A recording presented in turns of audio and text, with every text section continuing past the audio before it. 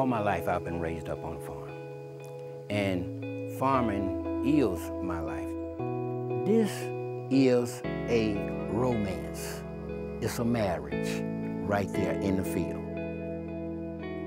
Watching my parents work from sun up to sundown and seeing what they were trying to secure for their children, it just gives you a different perspective. I should be able to do greater. I think about the passion that my dad had with this. He'd always have a garden, and no matter what went wrong, there was always time to have a garden. I've grown up here all my life, traveled around the world, and I've come back to home. And anybody that's ever had a home would tell you, no matter where you are or what are you doing, whenever the road leads home, the journey is well worthwhile taking. Most of the land in this area is owned by families. It is so important to figure out a way to keep this one thing, you know, if all else fails, it can take care of itself. As you drive around the Deep South, you're still going to see lots of people living at or below the poverty level. The counties that we live in and we work in are some of the poorest in the nation. And we feel like it's systemic. We feel like it's an institutionalized practice. A lot of our farmers incur racism with lending institutions. They walk in and already the standards are different for borrowing money in comparison to a white farmer who may walk into the bank. Not very much that's left here. Most of our young people, they continue to exit. You get the stigma and you get stuck on your time where you're unskilled. I'm sorry. There's nothing unskilled about able to grow food. This is an industry. The question becomes what you're going to do.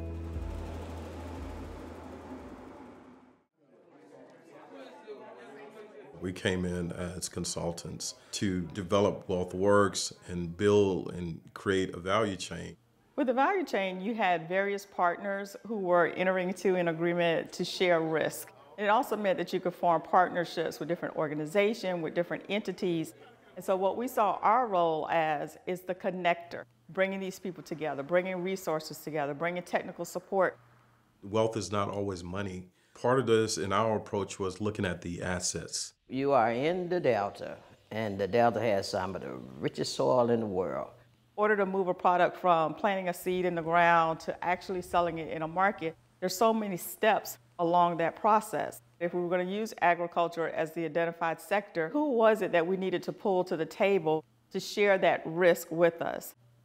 It's all inclusive, as opposed to some big company or some nonprofit coming in and say, we're going to fix your community. I think the value chain approach is, you realize your community needs fixing? How can we do it together?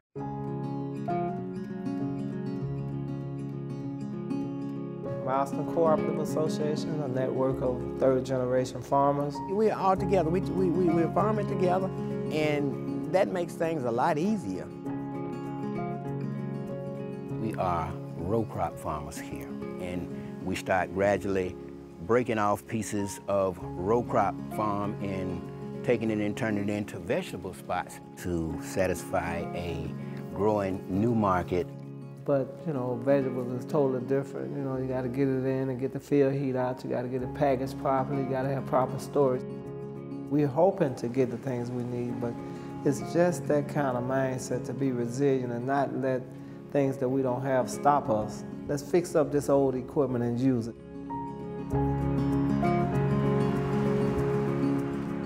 Our goal is to empower Black women to become entrepreneurs and business owners. We had a lot of single parents, widows. All of these people have inherited some land, but does not have financial backing to put this land into production. So we were able to facilitate the communication between Milestone and SRBWI to say, Milestone has a market, SRBWI has farmers, why not partner, and then you can meet this market demand. If we wanted to compete commercially, we need to be able to reach across state lines, across county lines, and we needed to find out what things we can do collectively. They needed more growers, which was an opportunity for me as a manager to say to our co-op, okay, here's an opportunity to make money. We get things done. That's the backbone of this organization right here. We do more walking than we do talking. The Deep South Community Agricultural Network is about a multi-state network.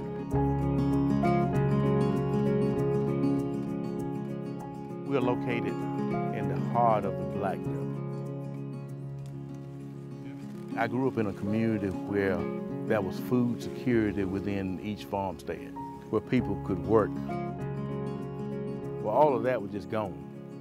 So the idea is, what is it that we can do where we can try to reconnect people back to the land, and that possibly can be economic development.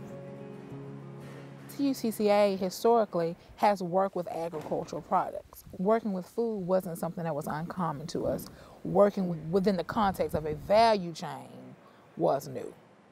At Deep South Food Alliance, we process and package collard greens. The value chain started connecting things differently from where it was connected in the past. Deep South Food Alliance focuses on technical outreach and assistance as well. We're practitioners and organizers. We go to the ground and actually work with the landowners. Sure, we have to commit those dollars and that labor time and all of that, but this is a farmer that's known for growing quality product. So if all we were doing is just going to farmers and buying greens, well, plenty of people do that. But if we're leaving more than just money, if we're leaving an educational or technical assistance experience, we see a return in that.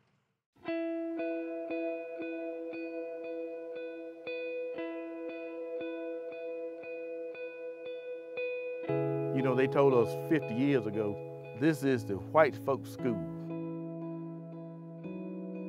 The resource associated with this center is available to everybody.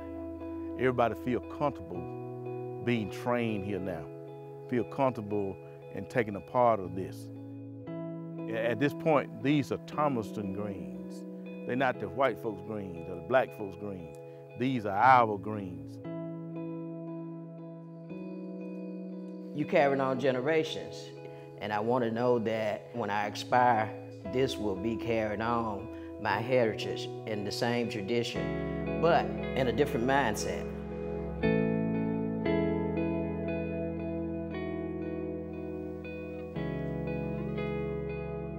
Ag entrepreneurship offers over 240 jobs.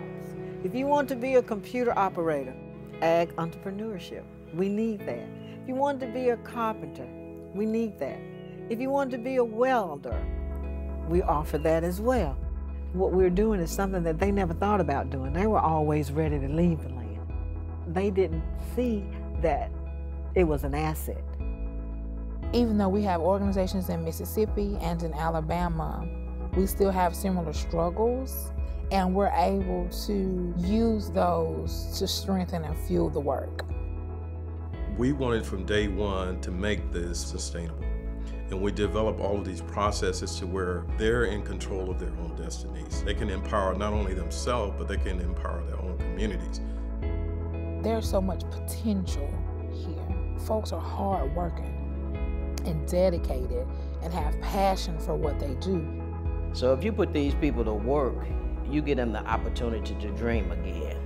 Then they get the ability to hope and to see things that they can tell their children, this is what we're going to do, and this is what we're going to do today.